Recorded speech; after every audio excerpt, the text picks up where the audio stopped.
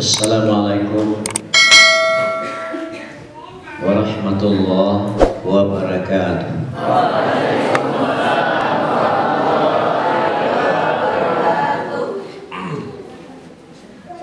Alhamdulillahilladzi syarafana bi khatamin nabiyyin wa asyhadu an la ilaha illallah wahdahu la syarikalah al-malikul haqqul mubin wa asyhadu anna sayyidana wa nabiyyana Muhammadan abduhu wa rasuluh as-sadiqul wa'dil amin.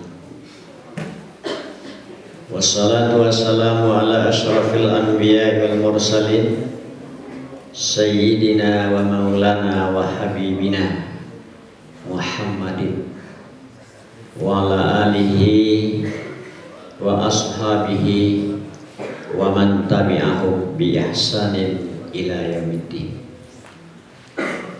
Wardallahu ma'al khulafa'ir rasyidin Abi Bakrin wa Umar wa Utsman wa Ali radhiyallahu anhum ajma'in. Auzubillahi minasyaitonir rajim. Bismillahirrahmanirrahim. Subhanalladzi asra bi'abdihi lailan minal masjidil haram ilal masjidil aqsa alladzi barakna hawlahu linuriyahu min ayatina innahu huwas samiul basir. Shadaqallahul azim.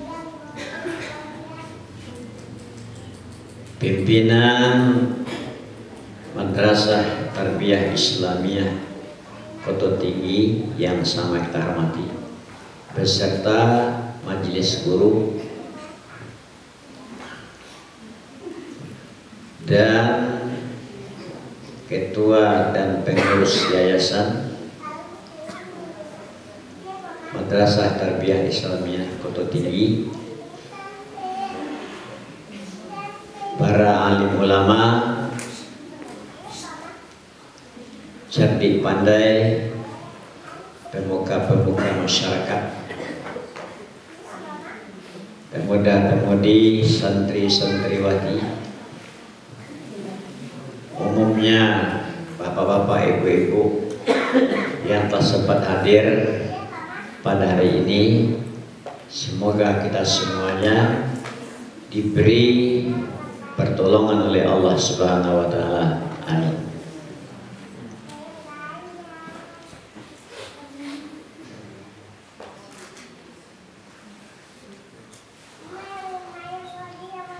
Kita awali ceramah atau pengajian agama dengan surat yang kita baca tadi, surat Bani Israil ayat pertama.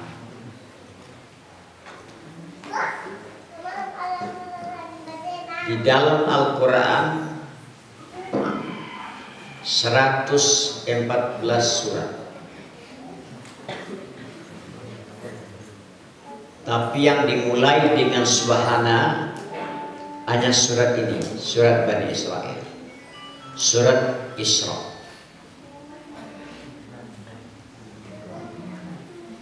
Kemudian sesudah surat Isra ini ada surat Al-Kahfi.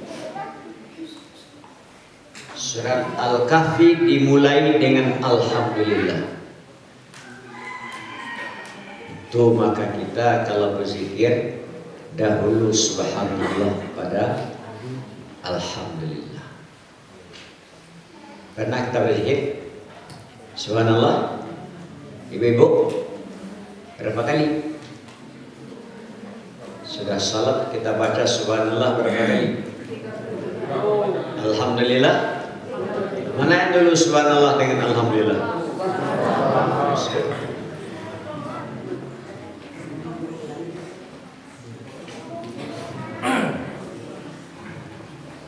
Kenapa dimulai? Apa rahasianya? Dimulai dengan subhana. ibu-ibu, bapak-bapak, sekurang-kurangnya ada 3 jam. Orang Arab jahiliyah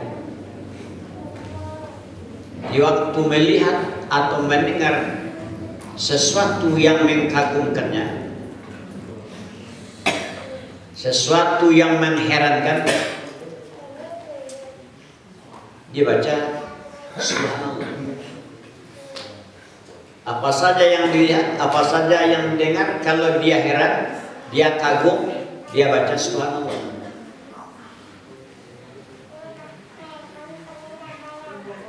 Jadi seolah-olah Allah, kalau seolah tidak benar, tidak sebenarnya.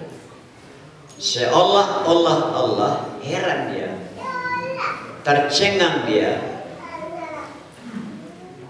bahwa Nabi Muhammad budak Allah itu semenjak lahir sampai wafat tidak sedikit pun dinodai dengan noda-noda jahiliyah. Beliau mempunyai akhlak yang tinggi. Tetapi kenapa diperolok-olokkan oleh orang Arab? Dihina-hinakan oleh orang Arab? Maka Allah seolah-olahnya heran. Sebagus itu manusia, seindah itu manusia, sejujur itu manusia, tapi kenapa diperolok-olok? Heran Allah. Jadi seolah-olah Allah itu heran terhadap tindak tanduk orang Quraisy terhadap nabinya yang mulia. Itu salah satu jalan, salah satu cara dimulai ayat ini dengan subhanallah.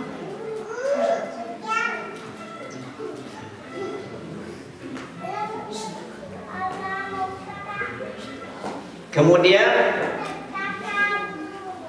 ada orang mendusta bahwa Isra Mi'raj itu bohong.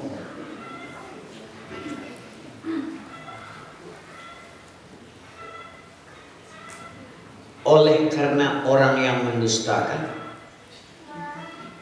maka Isra itu adalah Allah yang memperjalankan. Bukan kehendak Rasul, bukan kehendak Nabi Muhammad, malah Allah yang memperjalankan. Jadi kata-kata subhana itu penolak orang yang mendustakan.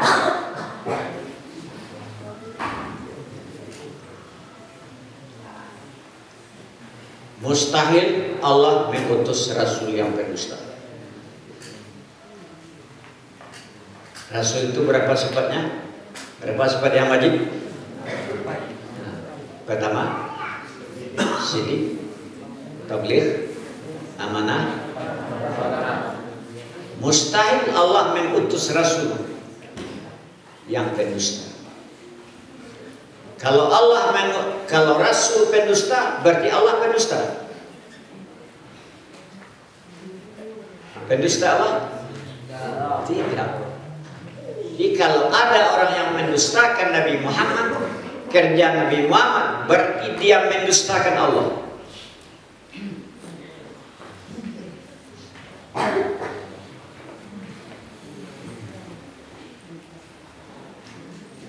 Kemudian maka dimulai ayat ini dengan subhanallah, subhanallah.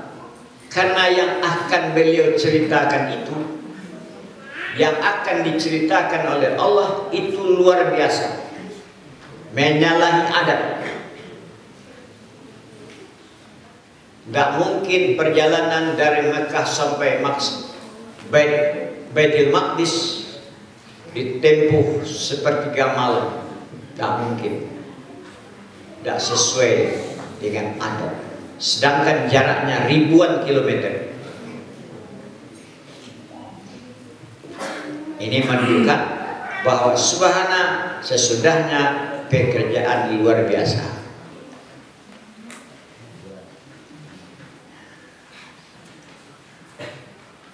Allah bisa saja menjadikan sesuatu yang tidak terjangkau oleh otak kita. Kenapa demikian? Otak kita itu lemah. Jangkauan otak itu tidak bisa mencapai sesuatu yang tidak bisa diakali. Maka oleh karena itu, sesudah subhana itu pekerjaan luar biasa yang tidak bisa dijangkau oleh otak.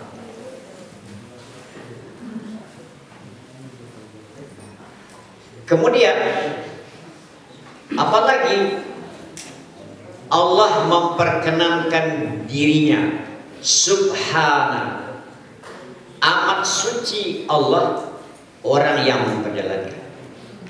Allah memperkenankan beliau suci. Suci dari mana? Suci dari segala sifat yang hawadis. Kita punya tempat, Bapak? Kita punya tempat? Allah suci dari itu. Kita punya jihad. Kalau tidak di kiri, di kanan. Kalau tidak di muka, di belakang. Kalau tidak di atas, di bawah. Maka Allah suci dari itu.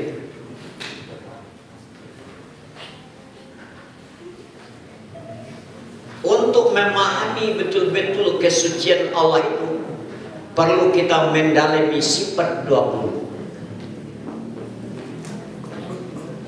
Karena ada juga sebagian kita mengatakan Allah itu bertempat di arsy. Ar-Rahman istawa 'alal arsy. Allah. Kemudian sebelum arsy diciptakan oleh Tuhan, di mana Tuhan bertempat?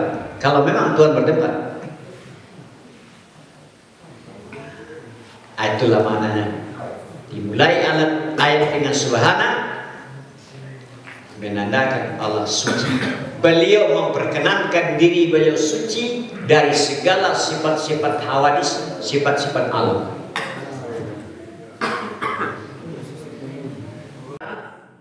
Kalau Allah yang berbuat, tidak satupun yang bisa menghalang. Tidak ada yang jauh, tidak ada yang dekat, tidak ada yang berat. Kalau Allah berbuat, kalau kita berbuat, yang kita inginkan itu kira-kira tak sampai. Tapi kalau Allah berbuat, itulah sebabnya kita bersandar kepada Allah. Tawakal ala Allah. Aku tawakal, aku bersandar, aku berserah diri kepada Allah. Apa saja yang akan kita inginkan, kita mohon kepada Allah. Kenapa demikian? Karena Allah berwenang. Tidak ada yang bisa terjadi di alam dunia ini kalau tidak dengan izin Allah. La haula wa la quwata illa billah. Tidak ada daya untuk menolak mudarat. Tidak ada kekuatan untuk menarik manfaat kecuali dengan Allah yang Maha Tinggi dari besar.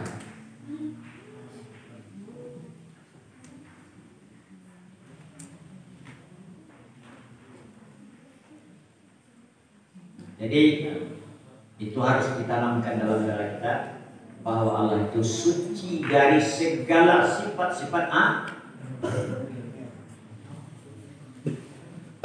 dan tidak bisa dibayangkan.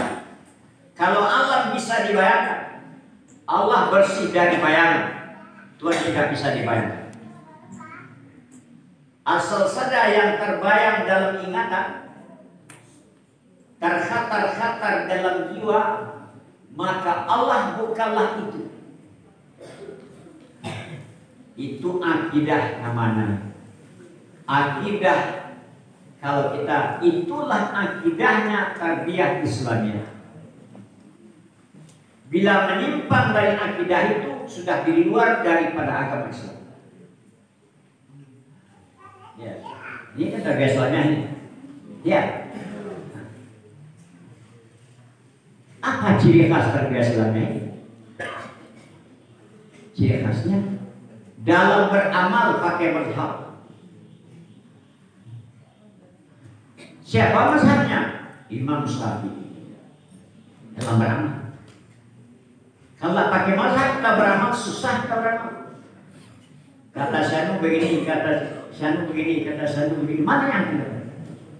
Tapi kalau kita sudah punya mazhab, bagaimana Imam Syafi'i beramal, mendudukkan masalah, mengoreksi mengeluarkan hukum dari dia, begitu tidak? Itulah ciri khas tarbiyah Islam dalam soal beramal. Ciri khasnya dalam berakidah, itulah dia. Allah suci, ya, dari segala sifat Allah. Pokoknya kita pahami sifat 20. Di antara sifat 20 mukhalafah lil hadis. Tidak sama dengan ciptaannya.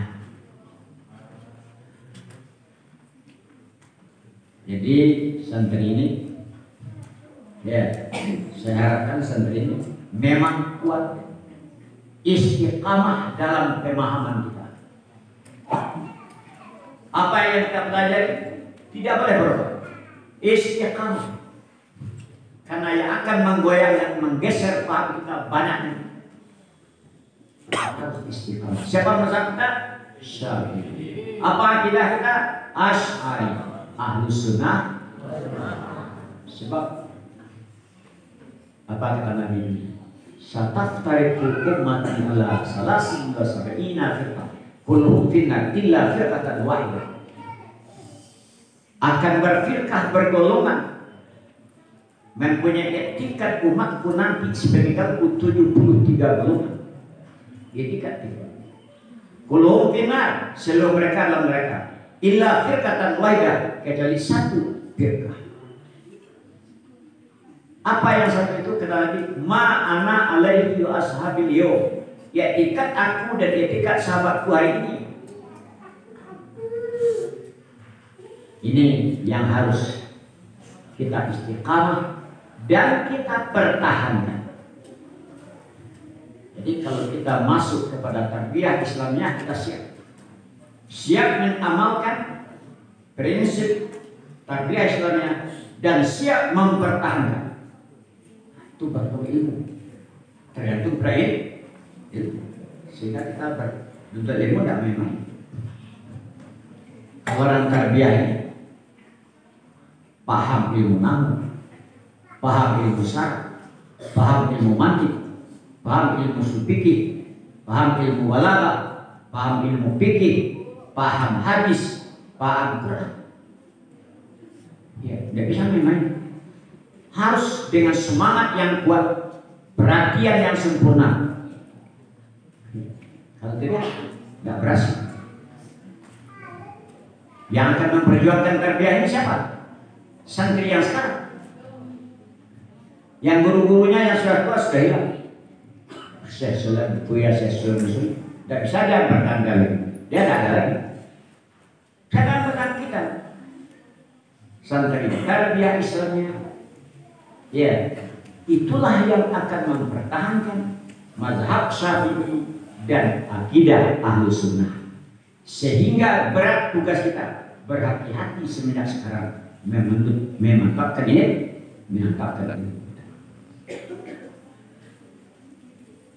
Jadi amat suci Allah dari segala yang kurang-kurang.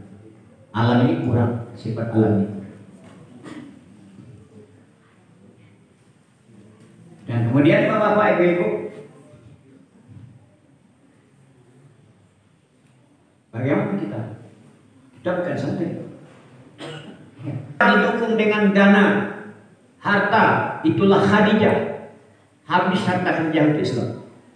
Berhasillah perjuangan Nabi Muhammad dengan adanya dua orang dukungan, orang-orang yang bermoral, yang berpengaruh, yang punya kekuasaan, dan orang yang bermodal, punya uang. Kalau ada yang dua itu sukses jalannya.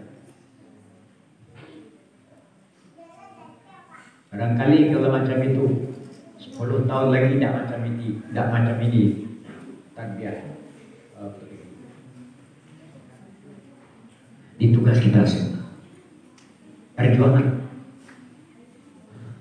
Kita mengamalkan, mengajarkan, mempertahankan, dan memperjuangkan. Itu perlu mengilmui, mengamalkan, mempertahankan, dan memperjuangkan. Baru sukses. Ya. Kalau kita tarbiyah Islamiyah baru sukses.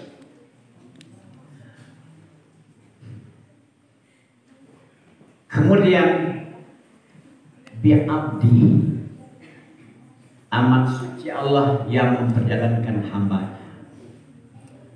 Kenapa tidak langsung bi Muhammadin? Subhanallazi asra bi Muhammadin. Kenapa? Pertama, kalau abdin itu kumpulan roh dan jasad. Kalau sudah berpisah roh dengan jasad, tidak abdin namanya lagi. Yang tinggal mayat. Jadi berarti Nabi Muhammad diisrakan Tuhan itu biasanya roh serta jasad, bukan roh saja, bukan mimpi. Karena ada yang mengatakan Nabi Muhammad itu Isra Mi'raj bermimpi. Kalau mimpi bukan kurikulum ada. Tidak, kalau tak kurikulum ada bukan mukjizat. Isra ini mukjizat ini. Kalau mimpi, nah kita mimpi. Ibu-ibu pernah mimpi? Ibu-ibu pernah mimpi? Hah? Pernah mimpi? Dapat guru? Hah? Dapat guru? Naik potebang? Nah, kita bermimpi, Rasul bermimpi. Tidak, mukjizat namanya. Jadi abdi itu kumpulan roh dan jasad. Satu. Dan Nabi Muhammad itu budak Tuhan. Kalau dikatakan di Muhammadin sesat umat nanti, sebagai sesatnya umat Nabi Isa, sepeninggal Nabi Isa. Kenapa Nabi Isa dinaikkan ke langit? Karena dia Tuhan. Kenapa Nabi Isa naik ke langit? Karena dia anak Tuhan. 3 golongan ini. Sepeninggal Nabi Isa ada 3 golongan. Yang satu mengatakan Isa Tuhan, yang satu mengatakan Isa itu anak Tuhan, yang satu mengatakan Isa budak Tuhan. Mana betul? Mana betul? Nah, yang ketiga, Isa itu adalah budak Tuhan. Kalau dikatakan Nabi Muhammad, begitu pula umat sepeninggal Nabi Muhammad. Nabi Muhammad itu Tuhan, Nabi Muhammad itu anak Tuhan. Tapi kalau lah diabdihi dengan lafaz abdi, abdi itu tidak mungkin anak.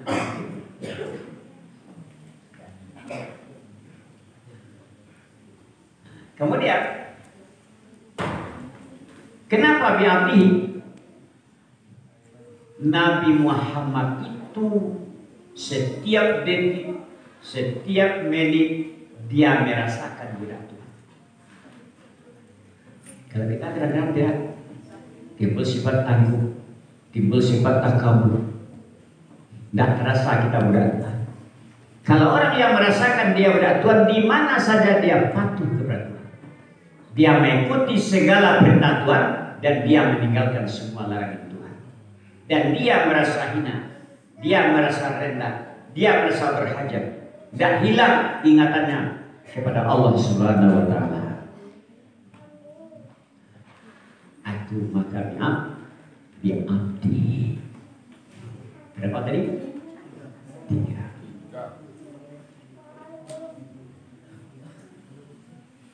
Lailan, pada malam yang singkat, bukan semalam penuh. Kenapa dikatakan lailan, malam yang singkat? Kalau nakirah memfaedahkan taklid. Ya, itu kayak kita. Kenapa memfaedahkan taklid? Sedikit, malam yang sedikit.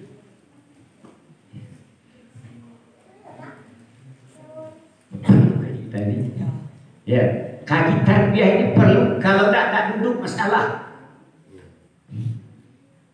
Ya, kaji tarbiyah apa ini? Tahu, saraf, mantik, balaghah, usul fikih. Kalau tidak ada kaji tarbiyah ini, tidak duduk Al-Quran. Karena banyak orang mentafsirkan Al-Quran tidak duduk, karena mengerti ilmunya.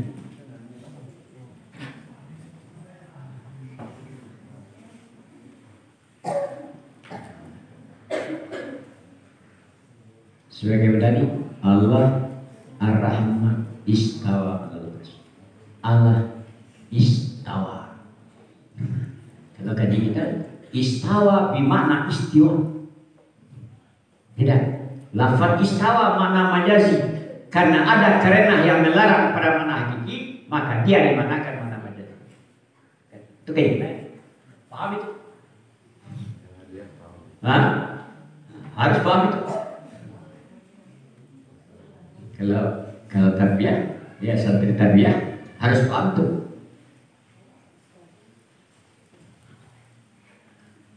Jadi Lailan pada malam yang paling syukur. Dari mana diperjalankan?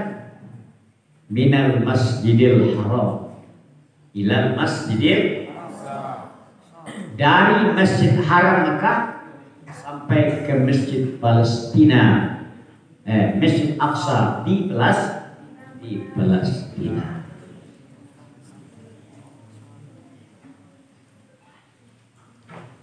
Dengan siapa beliau diperjalankan Tuhan? Didampingi, dibimbing. Siapa yang membimbing pelayan beliau? Malaikat Jibril. Dibimbing. Tapi sebelum beliau diberangkatkan,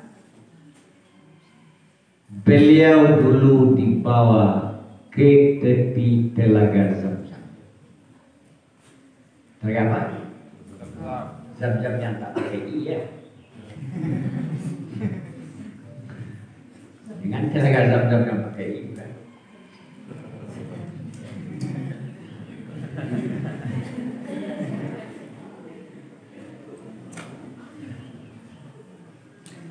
Karena perintah Tuhan waktu itu datang kepada Jibril. Ya Jibril, angkat Muhammad, hadapkan kepada saya. Kenapa begitu? Muhammad sedang rusuh. Di tahun itu namanya Amul Hazan, tahun rusuh. Lagi rusuh di Muhammad, lagi rusuh dari Muhammad. Lagi bagus manusia. Kenapa beliau rusuh? Dua orang yang berjasa dipanggil oleh Tuhan. Siapa yang berjasa? Abu Talib paman beliau, Khadijah istri beliau, dipanggil terus. Jadi untuk mengobat artian rusuh, hadapkan kepada Tuhan. Ya Pak, Bapak rusuh ke Mama dong? Ibu-ibu kalau rusuh pergi kemana? Ke Bali. Ibu dia ke Bali. Aku pulang di Bali kecuali kenal dia. Ala bizikrillahi tatma'innul qulub. Taulah dengan ingat kepada Allah itu tenang jiwa. Untuk menenangkan jiwa bertemu dengan Allah. Apa yang bertemu? Ma'rifat kita. Ya, ingat Allah, baru ingat. Kalau tidak, jiwa akan gelisah. Setelah Allah perintah Jibril turun, kiranya Nabi Muhammad sedang tidur di Hijr Ismail. Kalau Aswad Hajar namanya, Ismail Hijr Ismail, Hajar Aswad bedanya. Beliau tidur di antara dua laki-laki, Hamzah, Ja'far bin Abi Talib, Nabi Muhammad di tengah-tengah. Diangkatlah Nabi ini ke tepi telaga Zam-Zam.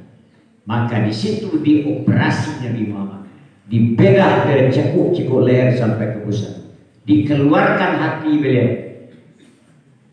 dan dibuang alaqatus sauda. Kursi setan. Di Nabi Muhammad ada juga kursi setan, ada. Di kita ada pula. Bagi kita ada kursi setan, bagi Nabi Muhammad ada kursi setan. Tapi ada bedanya. Kursi setan yang ada di Nabi Muhammad 1 detik pun tak pernah setan duduk. Tapi kursi setan yang ada pada Allah 1 detik pun tak pernah setan berpisah. Itu bedanya kan? Nah, itu belum. Sudah dibuang, dimasukkanlah sifat yang mulia, iman, Islam, penyantun, segala sifat. Apa rahasianya? Isra Mi'raj. Kalau Isra jalan mendatar, Isra jalan naik, kata orang vertikal, horizontal, mendatar, vertikal. Jalan mendatar adalah hubungan manusia sama manusia. Vertikal hubungan makhluk dengan Khalik. Ya, itulah yang Islam. Orang maka sempurna Islamnya, hubungannya dengan makhluk baik, hubungannya dengan Allah baik. Untuk bisa terjalin hubungan yang baik itu perlu bersih.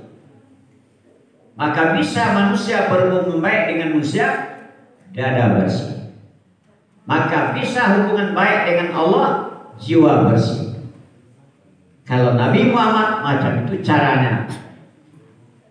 Kalau kita bagaimana? Untuk membersihkan jiwa agar terjalin hubungan yang baik dengan manusia dan Allah, 2 cara. Pertama tahliyah, yang kedua tahliyah. Tahliyah mengosongkan hati dari sifat yang kotor-kotor, tahliyah menempatkan sifat yang baik ke dalam. Kalau itu suci, baru boleh berangkat. Suci. Baru terjadi hubungan manusia dengan manusia. Karena Isra itu nanti dipertemukan dengan nabi-nabi dan wali-wali Allah di Palestina. Hubungan manusia sama manusia.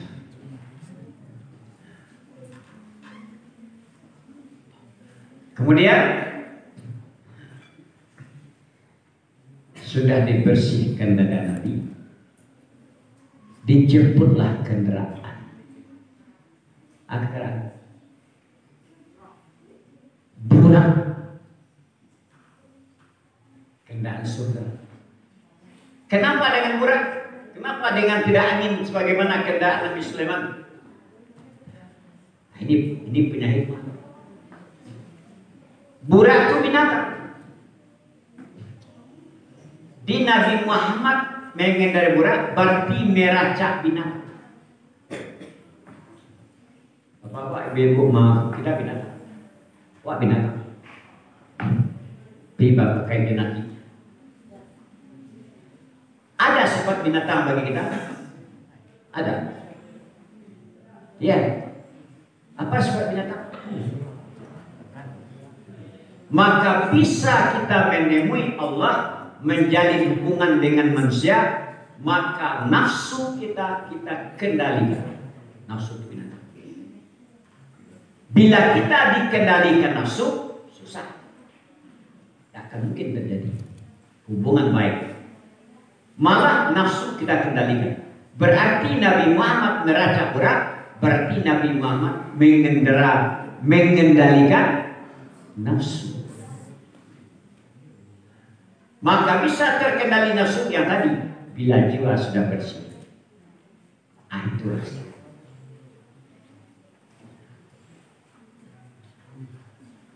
Di dalam perjalanan yang dipimpin oleh malaikat Jibril, maka sampai ke Palestina ada 5 perhentian. Perhentian pertama di tempat beliau wafat, Madinah, Taibah sekarang ini. Apa kata Jibril? Ya Muhammad, inzil salli rak'atan. Hai Muhammad, turunlah sembahyang 2 rakaat. Malam yang gelap 27 Rajab, melalui padang pasir, bayangkan angin. Tapi Nabi Muhammad turun, kata Jibril, beliau turun.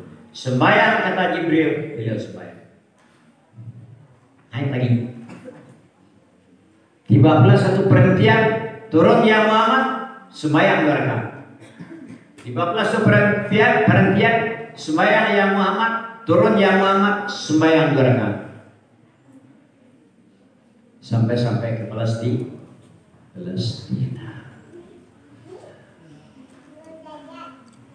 Kemudian telah sampai di Palestina, kiranya orang sudah banyak wali-wali Allah, ya nabi-nabi yang sebelum didatangkan di situ, kata setengahnya dirupakan bentuk jasadnya, itu berbeda pendapat ulama itu. Dan akhirnya Nabi disuruh sembahyang, disuruhlah oleh Jibril Nabi jadi imam. Itu menandakan bahwa Nabi imam dari segala rasul-rasul.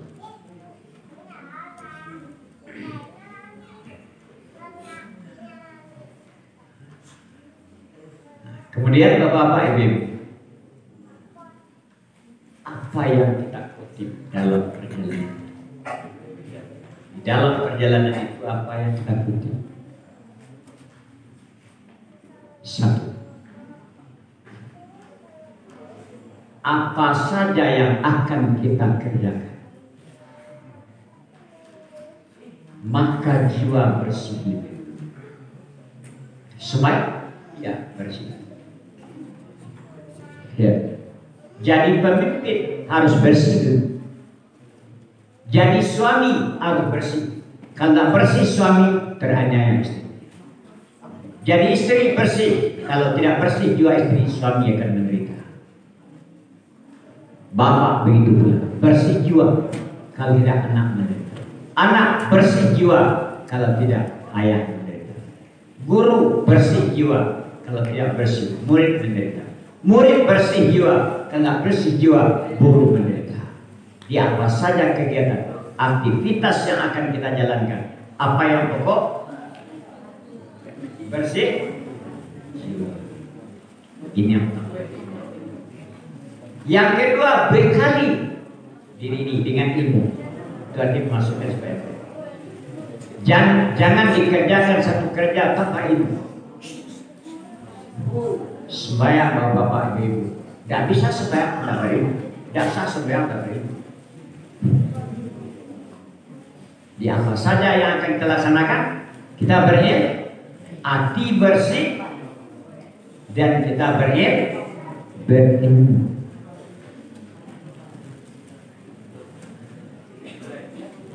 Sudah apa lagi?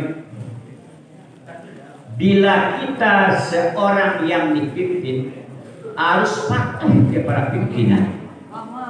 Tadi Nabi Muhammad, sembahyang Muhammad, turun ya Muhammad, turun Nabi, sembahyang Nabi, tidak pernah debat. Patuh sembahyang mereka.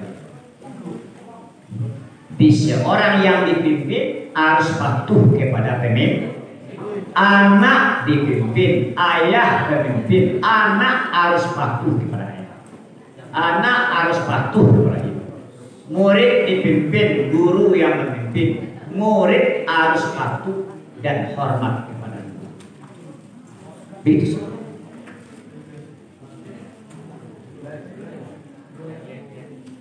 Apalagi yang kita pahami dari itu?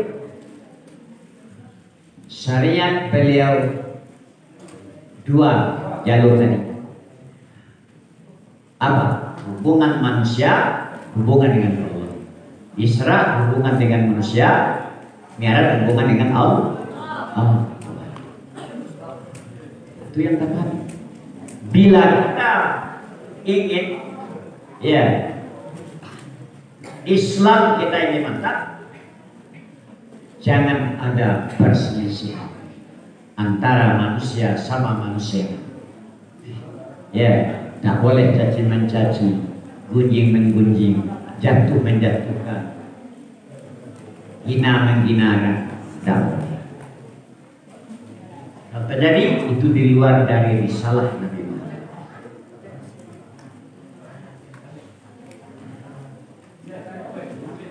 Kemudian tidak terpengaruh dalam menjalankan tugas. Nabi Muhammad waktu Isra banyak yang goda, hai Muhammad lihatlah aku, hai Muhammad lihatlah aku. Banyak goda-godaan yang akan menghalangi perjalanan Nabi Muhammad. Tapi Nabi Muhammad tidak memerlukan itu. Apa artinya itu? Bila kita menjalankan tugas tidak boleh terpengaruh. Kalau santri apa terusnya? Santri apa tugas? Belajar. Belajar itu 3 macam. Belajar berhadap dengan guru, belajar mutalaah, belajar sendirian, belajar muzakarah, belajar bersama-sama. Tidak boleh di sekolah saja ilmu nanti tidak hafal, tak bergerak, dapat. Sudah kita belajar dari guru, hafal, talaah sampai dapat, baru berhasil.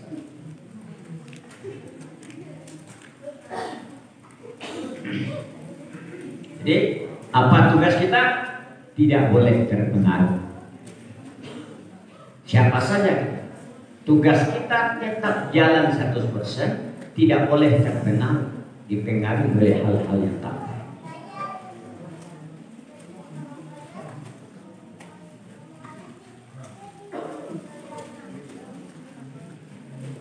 Terakhir, apa yang kita pahami di waktu Nabi Muhammad telah sampai di Mekah, maka terjadi 2 golongan. Setelah Nabi menyampaikan perjalanan beliau, ada yang tidak setuju, ada yang setuju. Heboh orang, Malik siapa, siapa jahil, ya siapa lain, dusta kamu Muhammad. Selama ini apa yang kau katakan masih terima juga dia.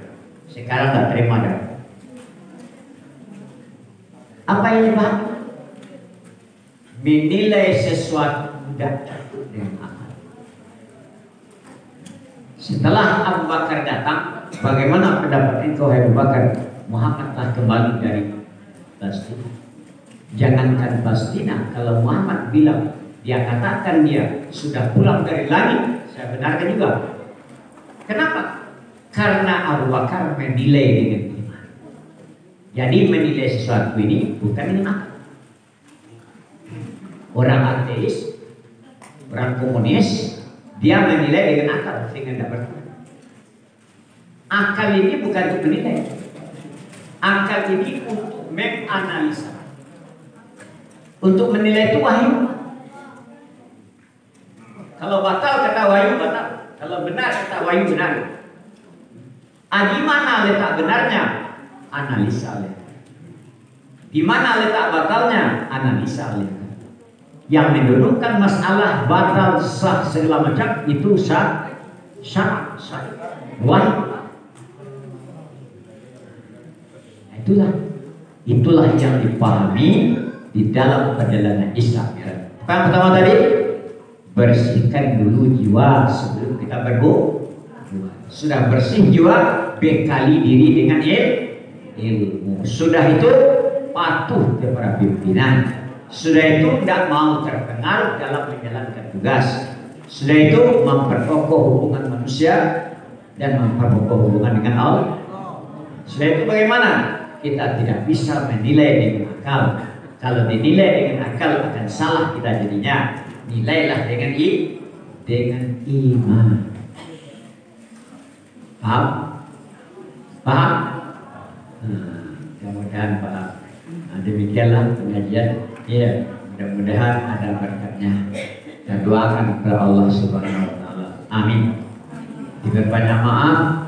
Assalamualaikum warahmatullahi wabarakatuh. Semoga tarbiyah Islamiyah Kota Tinggi makin lama makin maju.